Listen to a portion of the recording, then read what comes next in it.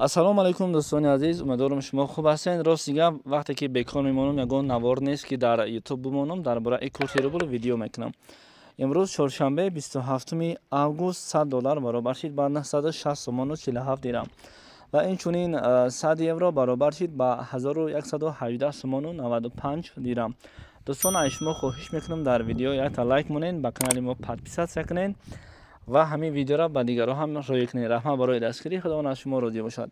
ва мегузарем ба курси рубл. 1000 рубли русӣ бо курси имрӯза аз Банки Миллии Ҷумҳурии Тоҷикистон нишон медиҳад ки 1000 рубл ба 119 сомону 50 дирам баробар аст.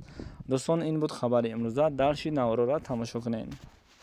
салом дӯстон, санҷиши шиносномаи хориҷӣ яъне ки загранпаспорт барои шумо мушкил шудааст ва шумо наметавонед дар куҷо чӣ тавр бисанҷед. ва мо пеши роҳи ин мушкилии шуморо гирифтем. шумо акнун метавонед дар хона нишаста паспортҳои худро бисанҷед ва ҷавоби дурустро бигиред. танҳо бо тариқи WhatsApp ба ин бародар суҳбат кунед. ин бародар бар шумо чизе гуфт ҳамон корро бикунед. албатта ҷавоби пурра ва аниқ ба шумо равон мекунанд.